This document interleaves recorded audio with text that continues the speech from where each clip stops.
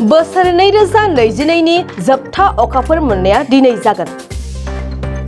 दिनै मोनाबिलिनि समाव बोसोरनि जोबथा अखाफोर मोननायखौ जायगा जायगा थि समावनो नुनो मोनगोन। मिथिनो मोननाय बादिब्ला दिनै अखाफोर मोननायखौ भारतनि गुबुन गुबुन सहरफोराव थि समावनो नुगोन। हादरनि राजथावनि दिल्लीआव मोनाबिलिनि 5.28 रिंगायाव अखाफोर मोननायखौ नुनो मोनगोन। नासानि सुलुङा फोरमायनाय बादिब्ला आबुं अखाफोर मोननाया 1/4 बोसोराव खेबसे जायो। बेबायदिनो दिनै बोसोरनि जोबथा अखाफोर मोननायखौ बायदि नुथायजों नोंथांमोनहा नुनो मोनगोन। गुबुन फारसेथिं अखाफोर मोननाय समाव बायजोआव ओंखारनाय आरो माखासे बिथिंनिफ्राय जानगाराव थाथ'नो रोंग'थिफोरा सांग्रांथि होनाय जादों। जर'खायै बायजोआव ओंखारनाय गोर्बोआव थानाय आइजोफोरखौ न' सिङावनो थानो सांग्रांथि होदों।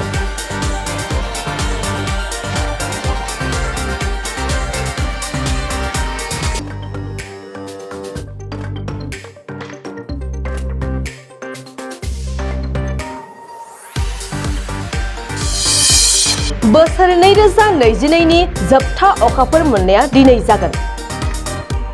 दिनै मोनाबिलिनि समाव बोसोरनि जोबथा अखाफोर मोननायखौ जायगा जायगा थि समावनो नुनो मोनगोन। मिथिनो मोननाय बादिब्ला दिनै अखाफोर मोननायखौ भारतनि गुबुन गुबुन सहरफोराव थि समावनो नुगोन।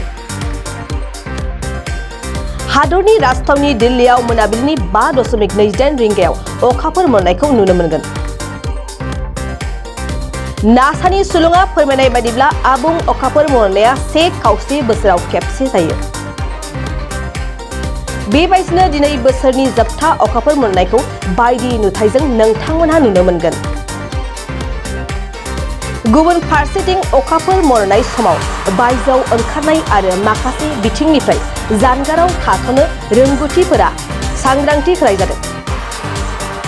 जर'खायै बायजोआव ओंखारनाय गोर्बोआव थानाय आइजोफोरखौ न' सिङावनो थानो सांग्रांथि होदों।